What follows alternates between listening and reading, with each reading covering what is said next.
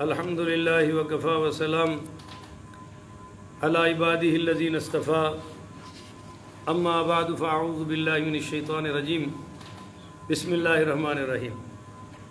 معزز سامعین، آج میں نے کچھ سوال و جواب کرنے تھے، جمعہ میں موقع نہ بن سکا، تو چند باتیں آپ بڑے غور سے سماعت فرمائیے اور آپ کی برکت سے پوری دنیا میں بھی پہنچ جائیں گی۔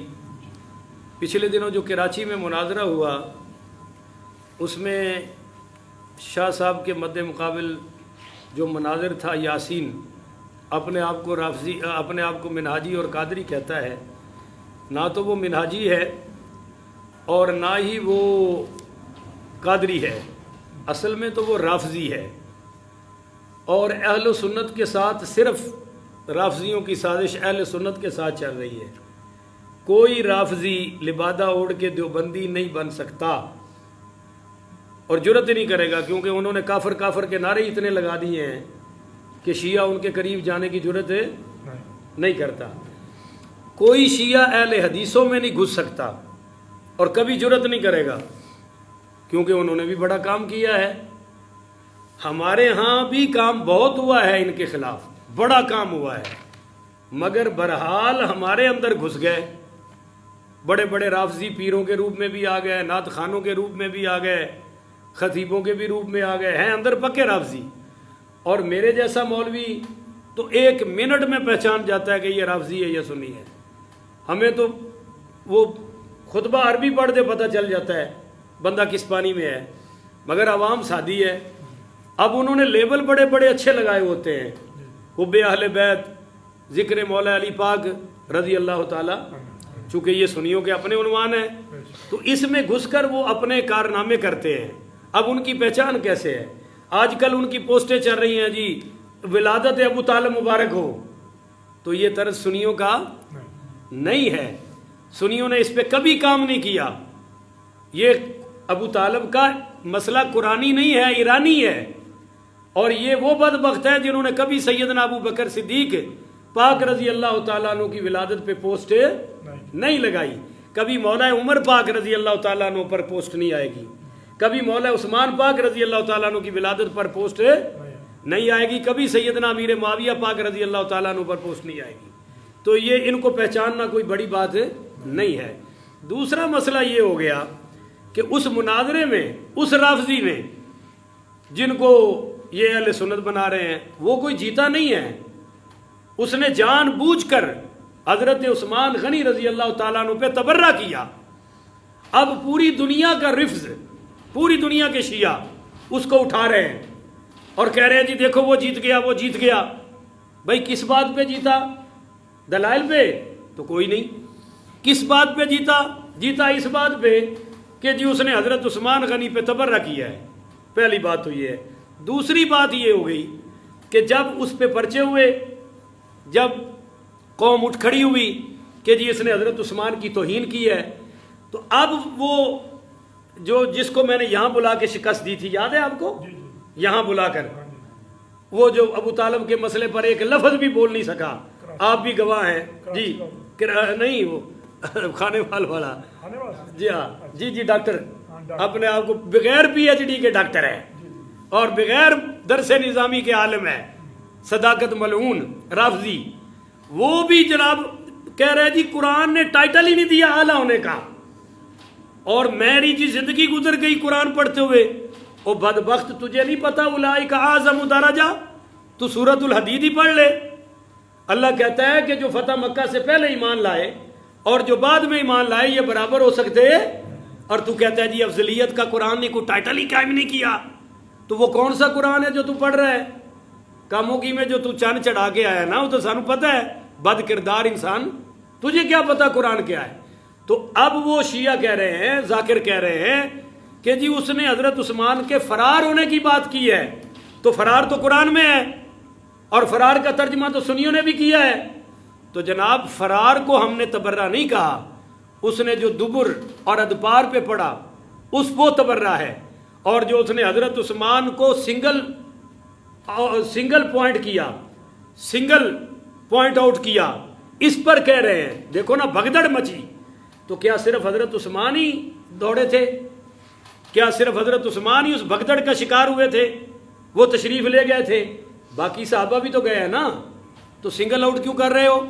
اچھا، پھر جو 50 صحابہ جن کو اس درے پر کھڑا کیا گیا ان میں حضرت عثمان شامل ہے، تو پھر ان کو سنگل آؤٹ کیوں کر رہے ہو؟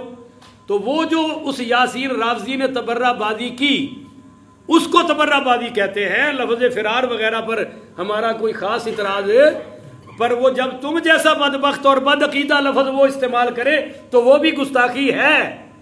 یہ 2-3 باتیں تو یہ ہوگی۔ اب اگلا مسئلہ سمجھیے کہ جو صحابہ اکرام بھگدڑ مچی اور ایک کیفیت بن گئی، اس کو قرآن نے کیا وَلَقَدْ، اچھا قرآن نے 2 لفظ کہا ہے جی، ان الذین تولوا منکم یوم التقى الجمعان انما استزلهم الشیطان۔ اللہ کہتا ہے کہ یہ سارا کام کس نے کرایا؟ شیطان نے۔ بھائی کچھ 4 بندے تھے، بول لو بچو، یہ کام کس نے کروایا؟ شیطان نے۔ اچھا، انما استزلهم الشیطان ببعد ما کسبوا، پر آگے اللہ کہہ رہا ہے وَلَقَدْ عَفَا اللَّهُ عَنْهُمْ، اللہ نے معاف فرما دیا۔ تو جب اللہ نے معاف کر دیا تو اللہ کی معافی کے بعد رافضیوں کی ڈیوٹی ہے کہ تبرہ کرے؟ اور وہ بھی سنگل آؤٹ حضرت عثمان غنی پاک مولا عثمان رضی اللہ تعالیٰ عنہ پر۔ اچھا آگے سنیے تھوڑی سی، یہ اب ہم آگے چلے جائیں تو بس میں بات ختم، ہاں یہ ساتھ ہی آگے 2-3 آیات چھوڑ کے، فَبِمَا رَحْمَةٍ مِّنَ اللَّهِ لِنْتَ لَهُمْ وَلَوْ كُنْتَ فَظًّا غَلِيظَ الْقَلْبِ لَانفَضُّوا مِنْ حَوْلِكَ۔ یہ اللہ کہہ رہا ہے کہ میرے محبوب، جو آپ نے ان کو کچھ نہیں نہ کہا صحابہ کو جن کی وجہ سے نقصان ہوا ہے، تو یہ میری رحمت کی وجہ سے ہے کہ میں نے آپ کو رحمت عطا کی ہے اور رحمت للعالمین بنایا ہے اس وجہ سے۔ اور فرمایا کہ اگر آپ سختی کرتے یا آپ کے دل میں سختی ہوتی، مزاج میں ہوتی، تو لَانْفَضُّوا مِنْ حَوْلِكَ، آپ کے ارد گرد یہ بیٹھتے نہ۔ فَاعْفُ عَنْهُمْ، آپ ان کو معاف کر دیجئے۔ تو یہ مر جائیں گے رافضی، زہر کا پیالہ پی لیں گے، یہ آیتیں کبھی نہیں پڑھیں گے کہ اللہ کہہ رہا ہے میں نے بھی معاف کر دیا اور آپ بھی معاف کر دیں۔ وَاسْتَغْفِرْ لَهُمْ، اور میری بارگاہ میں ان کے لیے استغفار بھی طلب فرمائیے، آپ بھی طلب کریں ان کے لیے بخشش۔ اور وَشَاوِرْهُمْ فِي الْأَمْرِ، اور ان کو اپنی مجلس سے مشاورت کا رکن بھی قائم کیجئے، ان سے مشاورت بھی کیجئے۔ تو یہ ہوگی بات۔ اب آگے بات کرتا ہوں۔ میں نے جمعے میں پچھلے میں بات کہی تھی مگر وہ ریکارڈ نہ ہو سکی، افسوس کی بات ہے کہ کوئی ایسا، یہ میرا چیلنج ہے، اور وہ جو یاسین رافضی بک رہا ہے نا جی میرے ساتھ کوئی بیٹھ جائے، میں بیٹھنے کو تیار ہوں، میں بیٹھنے کو تیار ہوں۔ اگر تو واقعی ایک باپ کی اولاد ہے، بنو متا میں سے نہیں ہے، دھوپ چھاؤں کی پیداوار نہیں ہے، تو آجا بچے، تو سیالکوٹ کا ہے، سیالکوٹ میں طلب کر، گجرانوالہ میں آجا، فیصل آباد، کراچی، ملتان، جس شہر پہ تو ہاتھ رکھے میں تیرے ساتھ مناظرہ کروں گا۔ اگر میں واقعی اصلی نسلی حلالی حسنی سید ہوں تو بالکل تو جہاں جس شہر پہ چاہے گا انشاءاللہ میں آؤں گا، شرائط کے ساتھ تیرے ساتھ مناظرے پہ میں انشاءاللہ تیار ہوں۔ تیرا چیلنج قبول بھی کرتا ہوں اور اپنا چیلنج تجھے دے بھی رہا ہوں کہ اگر تو واقعی بنو متا میں سے نہیں ہے تو آجا، افضلیت پر بھی آ اور تقدس اور عظمت صحابہ پر بھی آ، تو حضرت عمر پر بھونکا ہے اس پر بھی آ جا، باغ فدق پر بھی آ جا، اور تو اپنے آپ کو بھی مسلمان ثابت کر دے اور سنی مسلمان، تب بھی اپنی شکست لکھ دوں گا۔ ان سارے چیلنجوں کے ساتھ تجھے چیلنج کر رہا ہوں۔ دیکھو پورا ذخیرہ حدیث میں ایک حدیث لاؤ، پوری دنیا رافضیت اور تفضیلیت کو چیلنج ہے کہ جس میں نبی کریم صلی اللہ علیہ وآلہ وسلم نے جنت کی ترتیب بیان کی ہو اور پہلے حضرت علی کا نام لیا ہو۔ نہیں سمجھے آپ؟ بھائی 4 یاروں کی جنت کی ترتیب بیان کی ہو تو ایک حدیث لانا، آپ نے فرمایا ہو علی فی الجنہ، عثمان فی الجنہ، عمر فی الجنہ، ابو بکر فی الجنہ، الصدیق فی الجنہ، ایک لیا نہیں، پوری ذخیرہ حدیث میں الصدیق فی الجنہ، وعمر فی الجنہ، وعثمان فی الجنہ، وعلی فی الجنہ۔ جو دخول جنت کی ترتیب ہے یہی تو فضیلت ہے، یہی افضلیت کی ترتیب ہے اور یہی خلافت کی ترتیب ہے کہ پہلے ابو بکر، پھر عمر، پھر عثمان، پھر مولا علی. اور یہی افضلیت اور فضیلت ہے. میں نے پچھلے ریکارڈ میں وہ کلپ کرا دیا، اولو الفضل قرآن نے حضرت ابو بکر صدیق کو کہا ہے. اذ یقول لصاحبہ، حضرت ابو بکر کی صحابیت کا قرآن گواہ ہے. اور افضلیت کون سی ہوتی ہے؟ تو کہیں بھی حضور پاک صلی اللہ علیہ وسلم نے مولا علی کا نام پہلے لیا، ابو بکر، عمر، عثمان اور پھر مولا علی آئے ہیں. یہ حضور کی زبان مبارک کی ترتیب ہے. مولا علی کا اپنا اعلان بھی ہے. اس پہ ان کو فکر پڑ جاتی ہے، او جی چوتھے نمبر پہ علی کو رکھ دیا. تو میں نے کہا قرآن کس نمبر پر ہے؟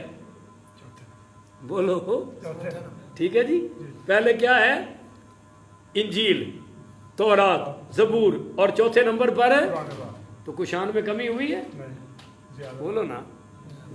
اچھا، سارے انبیاء پہلے تشریف لائے ہیں اور ہمارے نبی کریم صلی اللہ علیہ وآلہ وسلم سب سے بعد میں آخر میں تشریف لائے ہیں اور سب سے اعلیٰ ہیں. کوئی شان میں کمی آئی ہے؟ اور اہل و سنت کا یہ مزاج نہیں، نوٹ کر لیں آپ بھی اور میرے سارے سامعین و ناظرین بھی، میرے علماء خطبہ بھی. ہم کہیں گے صدیق اکبر اعلیٰ ہیں، حضرت عمر کو کم نہیں کہیں گے. لفظ کمی اور کم نہ ہم نبی کے ساتھ لگاتے ہیں نہ صحابی کے ساتھ لگاتے ہیں. یہ تو کہیں گے کہ حضور سب سے اعلیٰ ہیں، پر ابراہیم کم کہیں گے. بولو نا بھائی. حضرت اسماعیل کم کہیں گے، حضرت یونس کم کہیں گے؟ نہیں، حضور سب سے اعلیٰ ہیں، بعد میں نبی بھی اعلیٰ ہے. تو ابو بکر اعلیٰ ہیں، حضرت عمر پاک اعلیٰ ہیں، مولا عثمان پاک اعلیٰ ہیں، اور بعد میں مولا علی بھی بہت اعلیٰ ہیں رضوان اللہ علیہم اجمعین. تو لیلۃ القدر پہلے آ رہی ہے یا اینڈ پہ آ رہی ہے؟ بولتے نہیں آپ. اینڈ پہ آ رہی ہے. تو کچھ شان میں کمی ہو گئی. سب سے اعلیٰ وقت کون سا ہے؟ تہجد کا. تو یہ رات میں تہجد ابتدا میں آتی ہے یا اینڈ پہ آتی ہے؟ تو کچھ شان میں کمی ہوئی. اصل مولا علی کی شان میں کمی نہیں ہے، ہوتی بھی نہیں، اور سنی مر جائیں کرتے بھی نہیں، کرنے دیتے بھی. پر جناب اصل میں تو یہ دشمنان صحابہ ہیں، لیبل لگا رکھا ہے. جب اب کچھ شراب پیے تو آپ کو غصہ آئے گا، برا لگے گا، پر شراب کی بوتل کے اوپر لکھا ہو آب زمزم تے پوے مولوی صاحب بھی پی لین تو انہوں غصہ تسی یہی سمجھنا ہے بھی آب زمزم پی رہے ہیں، حالانکہ اندر دے ہوئے. تو مولا علی کی حب کا ذکر کا لیبل ہے، اصل میں تو دشمنی ہے صحابہ کرام سے. اللہ تعالیٰ ان فتنوں سے ہمیں محفوظ فرمائے. تو آج علماء کا یہ فریضہ ہے کہ وہ گلی گلی ان فتنوں سے پردے اٹھائیں تاکہ اہل سنت نکھر کے سامنے آ جائیں. اور آخری بات، ہمارے جو سلف صالحین ہیں جن کو یہ آج دیکھو یار کتنی بڑی جسارت ہے، وہ جی بابیاں دا دین، جی ہم قرآن پڑھتے ہیں، یہ بابوں کی بات کرتے ہیں. او بھائی وہ بابے بھی وہ ہیں جن کو غوث اعظم کہا جاتا ہے. بدبختو تم کیا سمجھتے ہو؟ ان کو قرآن کا نہیں پتا تھا جن کو خواب میں حضور بتاتے تھے. شاہ ولی اللہ محدث دہلوی کی فیوز الحرمین پڑھو. اور آپ کو بتا رہا ہوں، آپ کو میرے جو آپ میرے مقتدی ہیں، تسی مولوی نو پال دے ہو تے تہاڈا نمک حلال کر رہے ہیں نا، کہ تانوں دس رہے ہیں. شاہ ولی اللہ محدث دہلوی نو اہل حدیث بھی مندے نے اور دیوبندی بھی اور سنی بھی. شاہ جی فیوز الحرمین پڑھو، فرماندے نے جنہ جنہ روایتاں دے بارے چ مینوں تحقیق نہیں سی ہوندی، میں روزے تے گیا تے سرکار کولوں پوچھیا مینوں سرکار نے جوابات عطا فرمائے نے. یہ تسی بابے کیا چھڑ دیو؟ داتا حضور یہ ہن او بابے نے جڑے تسی ملنگ لئی پھردے ہو. ان کے عقائد کو چھیڑ چھاڑ کرنا. اور اعلیٰ حضرت امام محمد رضا خان فاضل بریلوی پڑھو رحمۃ اللہ علیہ، ان جیسا محقق مفسر محدث ابھی تک آیا کوئی لاؤ تو صحیح نہ ان جیسا، جنہوں نے ایک ایک مسئلے پر 100 آیات الحمدللہ لکھ دی ہیں، 500 احادیث ایک ایک مسئلے پر میرے امام محمد رضا خان نے لکھی ہیں. اور تم صرف بابے کہہ کے مسترد کر دیتے ہو. تو بابو نہیں، الحمدللہ ہماری ایک تاریخ ہے، صحابہ ہیں، تابعین ہیں، تبع تابعین ہیں، اولیاء ہیں، صالحین ہیں، اور یہ سلسلۃ الذہب ہے اور انشاءاللہ یہ قیامت تک قائم رہے گا. وہی چراغ جلے گے تو روشنی ہوگی. اب کوئی چراغ کے اب تو اندھیرا ہی اندھیرا ہے. تو اس لیے یہی ہیں وہ بدبخت، کبھی تفصیلی بن کے آئیں گے، کبھی رافضی بن کے آئیں گے، اور کبھی بڑے شیعہ ان کو ہمارے اندر بھیج کے پیچھے کہتے ہیں جی سنیوں کے عالم ہیں، تو سنیوں کے اور بھی تو بڑے عالم نے، انہوں دی تعریف کرو نا، انہوں دا نام لیندے یہو جہاں دا لین گے۔ تو بہرحال اللہ ہمیں ان کے شر سے محفوظ فرمائے۔ آج بس میں نے یہ چند فکری باتیں آپ سے کرنی تھی، اور آپ کے وسیلے سے پوری دنیا میں پہنچ جائیں گی۔ اللہ تعالیٰ قبول فرمائے۔ آخر وداعنا ان الحمدللہ رب